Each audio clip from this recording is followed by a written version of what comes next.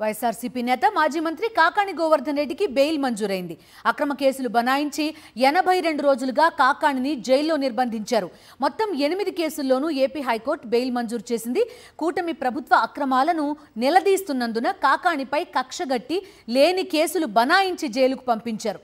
ఒక కేసులో బెయిల్ వస్తే మరో కేసు, ఇలా 8 తప్పుడు కేసులు పెట్టారు.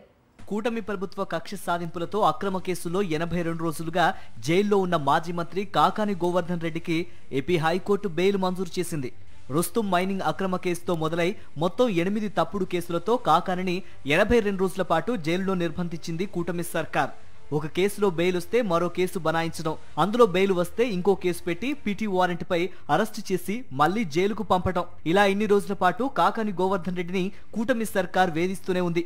ఆఖరి కేసులో కూడా హైకోర్టు బెయిల్ మంజూరు చేయడంతో ఇక ఆయన జైలు నుంచి బయటకు వచ్చే అవకాశం ఏర్పడింది. వైఎస్ఆర్సీపీ నేతలు కార్యకర్తలే లక్ష్యంగా టీడీపీ కూటమి సాగిస్తున్న కక్ష సాధింపులకు మరో ఉదాహరణగా కాకాని గోవర్ధన్ రెడ్డి కేసులు నిలుస్తాయి.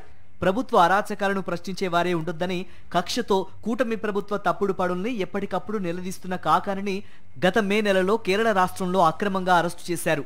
అన్ని కేసుల్లోనూ కాకానికి బెయిల్ లభించిందని ఆయన న్యాయవాది రోజారెడ్డి చెప్పారు.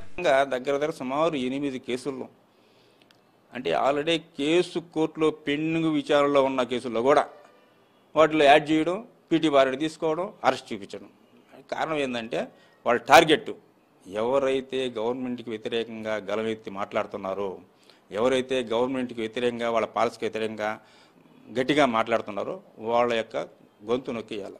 పొదలకూరు మండలం తాటిపర్తి రుస్తుం మైన్స్ లో అక్రమ మైనింగ్ జరిగిందని ఈ ఏడాది ఫిబ్రవరిలో మైనింగ్ శాఖ ఇన్ఛార్జ్ డిడి బాలాజీ నాయక్ పోలీసులకు ఫిర్యాదు చేశారు. అక్రమ మైనింగ్ లో కాకాని అనుచరుల ప్రమేయం ఉందని, ఆయన వారికి సహకరించారంటూ పోలీసులు నాన్ బెయిలబుల్ కేసు నమోదు చేశారు. ఈ కేసులో మాజీ మంత్రి కాకాని గోవర్ధన్ రెడ్డికి సంబంధం లేకపోయినా పట్టుబట్టి టార్గెట్ చేసి A4 గా చేర్చారు. తొలుత ఈ కేసులో బలం లేదని A1తో పాటు మరో 2కి హైకోర్టు బెయిల్ మంజూరు చేసింది. దీంతో కాకానిని జైలుకు పంపే కుట్రలో భాగంగా SC/ST అట్రాసిటీ సెక్షన్లు జత చేశారు. 8 అక్రమ కేసులతో వివిధ జైలు తిప్పుతూ కాకానిని కూటమి ప్రభుత్వం వేధించింది. మొత్తం అన్ని కేసుల్లోనూ బెయిల్ మంజూరైంది. మంగళవారం కాకాని గోవర్ధన్ రెడ్డి జైలు నుంచి విడుదలవుతారు.